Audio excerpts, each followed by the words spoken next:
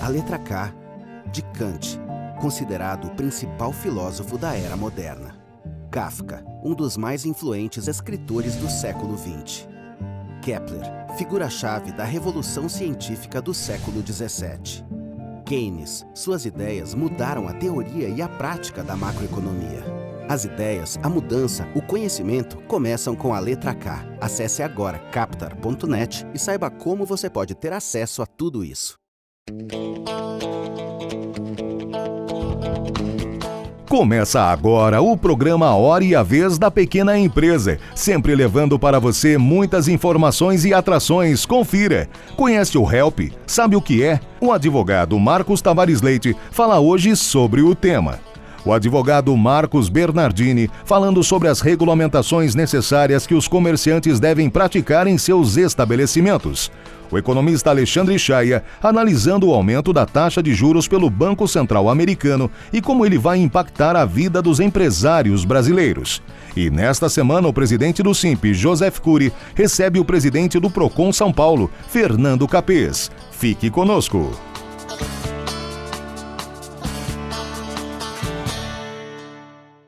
Tem sido bastante divulgado e debatido a questão do veto do presidente da República ao projeto de lei complementar 46 de 2021, que institui o HELP, um refis para micro e pequenas empresas e mesmo microempreendedores individuais, devedores do Simples Nacional. São milhões de empresas nessa situação e de microempreendedores individuais nessa situação, e que permitiria também ao governo federal arrecadar bilhões de reais. No motivo do veto, consta que não se poderia autorizar uma lei que implicaria num benefício fiscal e em renúncia fiscal também. Importante destacar que não se fala em renúncia fiscal ou renunciar a créditos que tem, e sim na viabilidade de poder receber aquilo que é devido, que não consegue o microempreendedor, o empresário da microempresa, pagarem em decorrência da crise econômica e principalmente em todo esse período de pandemia. Pelo projeto de lei complementar até agora vetado, nós temos as condições de pagamento em até 180 parcelas, com redução de encargos, multas e juros moratórios em até 100%. De outra parte, a Procuradoria-Geral da Fazenda Nacional editou nesta semana uma portaria autorizando também um parcelamento diferenciado, com descontos que podem chegar também até 100% sobre juros, multas e encargos, mas com prazos menores. Nós não estamos falando de 180 meses, mas poderia chegar até 145 meses. Mas já estamos falando de mais de ano aqui de diferença em relação a essas parcelas. O outro ponto é que, apesar de prever descontos de até 100%, na verdade, aquele que optar por esse parcelamento especial do Simples Nacional dentro dos moldes da portaria, ele não saberá exatamente qual vai ser o desconto. A Procuradoria, antes de definir o número de parcelas e o desconto nos juros e multa, vai avaliar a capacidade de pagamento desse empresário e então definir o número de parcelas e o desconto que ele pode ter. Portanto, o SINP está trabalhando arduamente. Nós já nos comunicamos com todos os presidentes de partido, com todas as lideranças dentro do Congresso Nacional, Câmara e Senado, pedindo uma posição firme. Qual é a sua posição em relação ao veto do projeto de lei? Estamos trabalhando, portanto, arduamente para que haja a derrubada desse veto e permita à micro e pequena empresa continuar trabalhando, gerando emprego, renda, pagando seus impostos. É importante destacar, portanto, que pelo projeto de lei, a micro e pequena empresa e o empreendedor poderá parcelar todos os seus débitos relativos ao Simples Nacional, inscritos em dívida ativa perante a Procuradoria e aqueles que são meros atrasos junto à Receita Federal. Sem essa regularidade, ela não poderá fazer a sua opção e a adesão até o final desse mês de janeiro e, portanto, serão conduzidas à informalidade. Vamos trabalhar arduamente para que haja a derrubada desse veto e seja permitida a atividade formal das micro e pequenas empresas.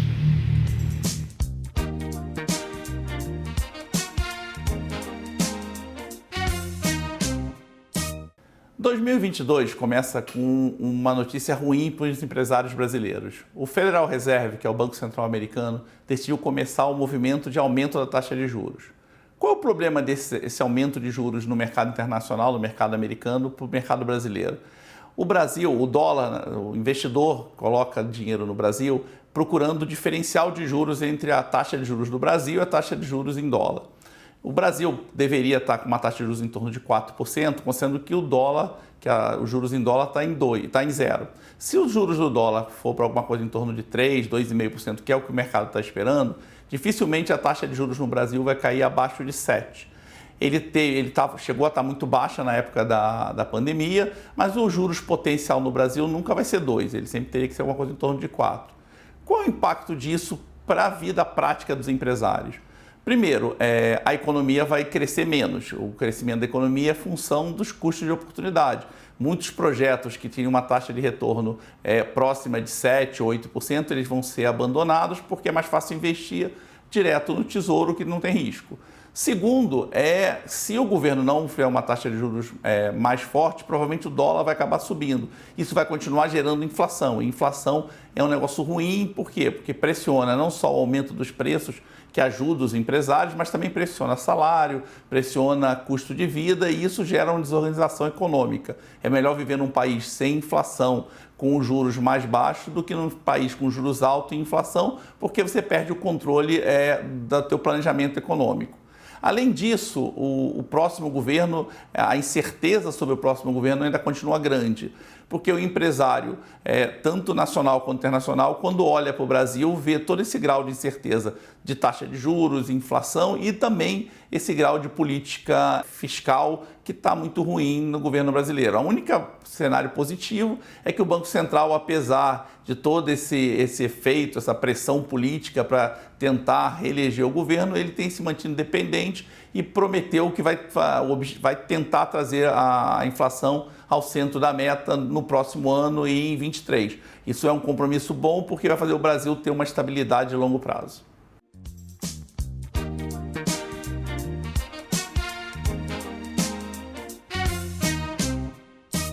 Além das questões normais que o comerciante tem que se preocupar para criar o seu estabelecimento, para criar o seu comércio, ele também tem que se atentar à organização e regulamentação necessária para poder desenvolver ali a sua atividade. Por exemplo, o consumidor ele tem direito de saber as formas possíveis de pagamento dentro do estabelecimento.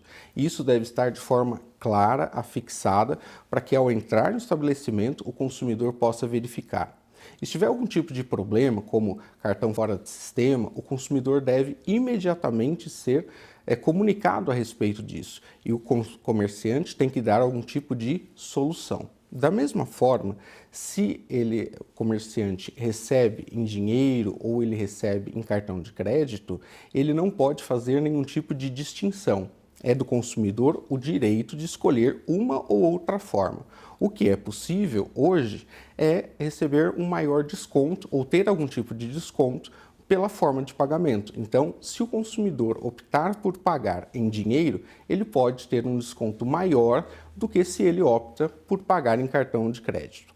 Na dúvida, procure qualquer site de orientação, como por exemplo o Procon ou mesmo o IDEC. Se informe.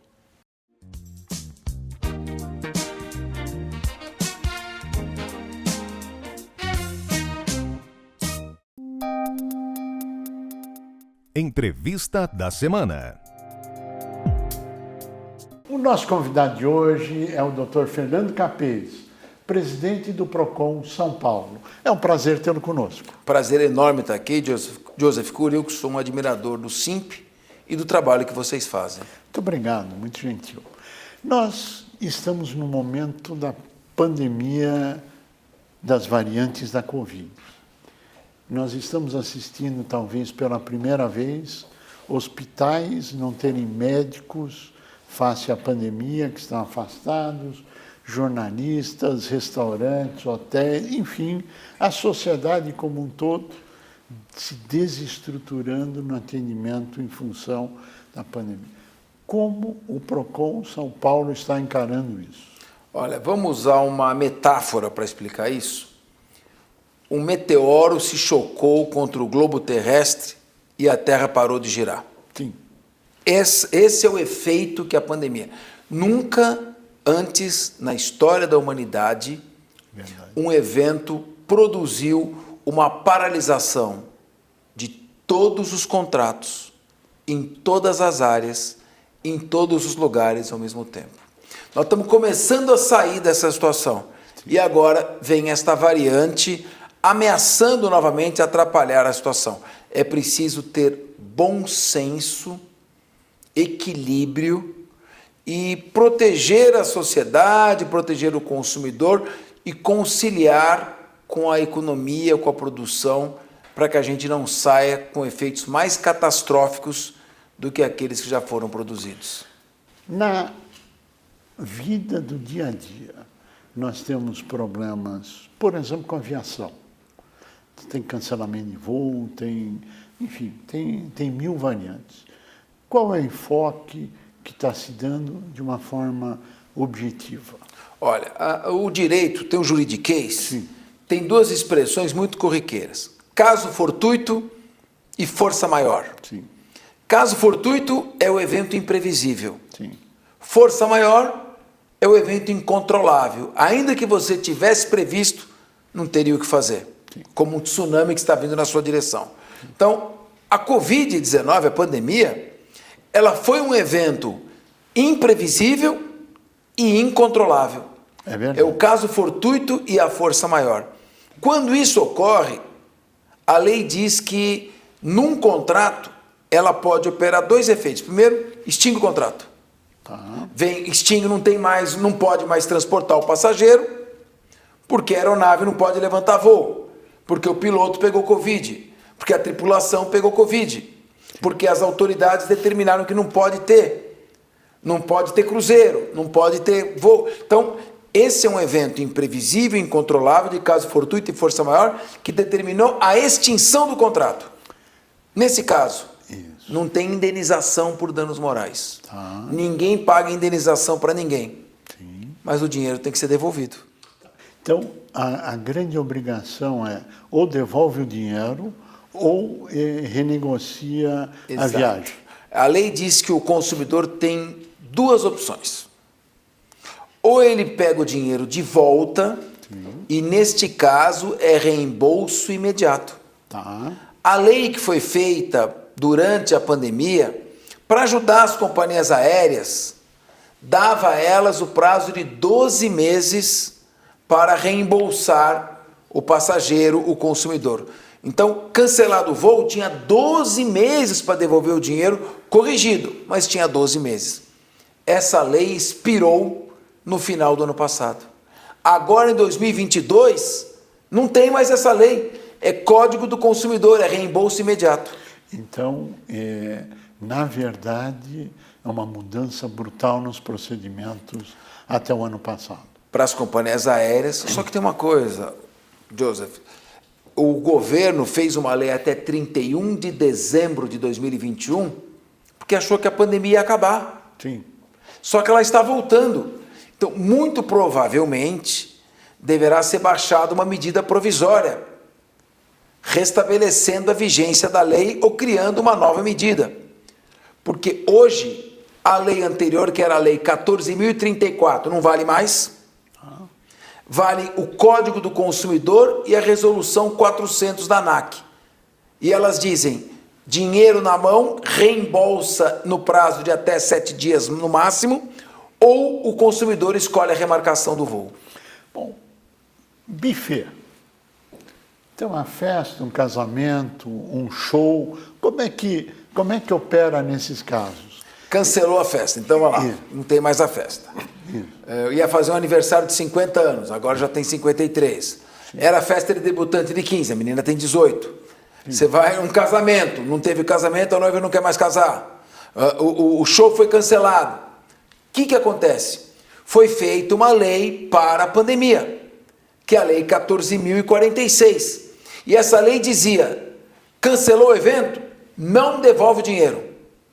Tem que remarcar, senão ia quebrar todo mundo. Sim. Mas essa lei não vale mais. Ela também expirou no dia 31 de dezembro de 2021. Agora vale o Código do Consumidor, devolução do dinheiro ou, por opção do consumidor, remarcação do evento. Se a pandemia continuar, vai ter que ser feita uma nova lei excepcional para vigiar durante esse período, porque senão vai quebrar todo mundo. Se torna impraticável. Não adianta você sufocar o fornecedor, porque sem fornecedor não tem consumidor. Se ele quebra... Daí Quando eu assumi o PROCON em 2019, eu fiz um evento no Memorial da América Latina. Chamei 170 fornecedores e 300 com os PROCONs e representantes de municípios e estados. Você acredita que tinha PROCON levantando e indo embora porque o fornecedor estava lá? Falei, vocês são burros? Se a gente não tratar bem o fornecedor, não preservar a empresa, a saúde financeira da empresa, ela quebra. Claro. E se ela quebrar, o consumidor não tem a quem atendê-lo. Não faz sentido, né? É uma questão de lógica. Não faz sentido. Claro que quando a gente entra nesse cenário, surge a grande indagação da segurança jurídica ou da falta de segurança jurídica e as suas consequências. Qual é a sua avaliação disso? Joseph, eu participei de um trabalho no Secov, que é o Sindicato de Incorporadores da Construção Civil. Gente muito séria, diga-se. Gente séria. Séria e um órgão respeitável. Muito sério. A obra chamava Insegurança Jurídica, o mal do século XXI. Sim. Nada corrói mais as entranhas do Estado do que a insegurança jurídica e a instabilidade. Para nós retomarmos o desenvolvimento econômico, nós precisamos atrair investimento externo. Sim. Precisamos fazer parcerias público-privadas. Precisamos estimular as privatizações. Precisamos deixar o Estado mais leve, menos pesado. E ninguém vai investir ou fazer parceria com o poder público se ele não cumpre aquilo que ele promete. E ele não cumpre porque a justiça toda hora está dando decisões contraditórias, decisões criando confusão e instabilidade. Você para uma incorporação imobiliária que poderia gerar um impacto positivo, por exemplo, para São Paulo, para a cidade. Para dar um exemplo, sim, claro. 60 bilhões de reais, geração de emprego, alimentação do comércio, fornecimento para a construção civil, para tudo, porque entra com uma ação civil pública questionando um vício que ocorreu na tramitação do projeto de lei. Aí fica aquela discussão erudita, bonita, argumentos jurídicos, frases empoladas, um querendo exibir que conhece mais o direito do que o outro, mas na prática, um desastre econômico. Claro. E por isso, a gente precisa colocar no Código de Processo Civil um requisito que está na lei de introdução às normas do direito brasileiro. E que seria? Toda ação civil pública tem que demonstrar previamente num capítulo quais os impactos econômicos e financeiros que a ação vai provocar. E caso os impactos sejam maiores do que o benefício que ela trará, tem que caber o indeferimento da inicial por falta de pressuposto, ou pelo menos de condição da ação. Então isso é fundamental, porque nós estamos entrando num momento em que o Brasil participa de grandes debates, a gente fica vendo bate-bocas totalmente desnecessários entre os poderes, uma exibição de cultura e de poder de lado a lado, e a consequência é a estagnação econômica, falta de desenvolvimento, desemprego, e quem sofre mais é a população carente. Inflação, poder aquisitivo, a roda da recessão ao invés do crescimento econômico. Exatamente. Bem, nós estamos num momento de instabilidade, algumas na esfera jurídica, como você colocou, e outras em função da própria pandemia. Qual é o futuro deste ano, na sua avaliação, como um homem sentado resolvendo conflitos o dia inteiro? Porque o papel no PROCON é esse. Qual a sua avaliação e o que nos espera esse ano? Eu acho que a Covid e suas variantes, ela veio para ficar durante um tempo. Sim. Ela vai atingir um pico, depois ela vai recuar, depois ela retorna. Talvez ela retorne não tão violenta como surgiu, com as coroas no pulmão, provocando mais de 600 mil mortes, mas ela vai continuar e altamente contagiante. Nós vamos ter que aprender a conviver com ela. E vamos ter que usar muito bom senso. O poder público vai ter que se conscientizar que a sua primeira tarefa é não atrapalhar quem produz. Essa é a primeira tarefa. Proteger a vida, a saúde de pessoas, mas sem se esquecer que com a economia quebrada, as pessoas morrem de fome. Então é preciso, o PROCON, por exemplo, não é chegar lá e ficar multando todo mundo. Sim. É ter bom senso, ter razoabilidade, ajudar o empresário a fazer uma boa pós-venda, conciliar com o consumidor, fazer as partes se entenderem e não sair aplicando uma multa atrás da outra. A função do PROCON é orientação, pacificação, conciliação e manter um mercado de relações de consumo saudável, rígido. Essa é a função. A multa tem que ser em último caso. E nós estamos, inclusive, trabalhando para modificar a legislação para que haja uma proporcionalidade maior na aplicação da multa. Não dá para você achar uma água sanitária vencida no supermercado e aplicar uma multa de 10 milhões. Porque a multa é calculada de acordo com o faturamento. É incabível, né? Sim, a incorporação é muito grande? Não. Esta é a infração. Tem que ser, você está vendendo uma água sanitária de R$34 que já está vencida, você vai aplicar uma multa de 10 milhões? Tem que multar, mas tem que ter uma proporcionalidade. Razoabilidade, que nada mais é do que bom senso. Eu espero e desejo muito sucesso. Nós estamos chegando ao final do nosso tempo, eu pediria as suas considerações finais. Olha, eu sou um grande admirador do empresariado brasileiro.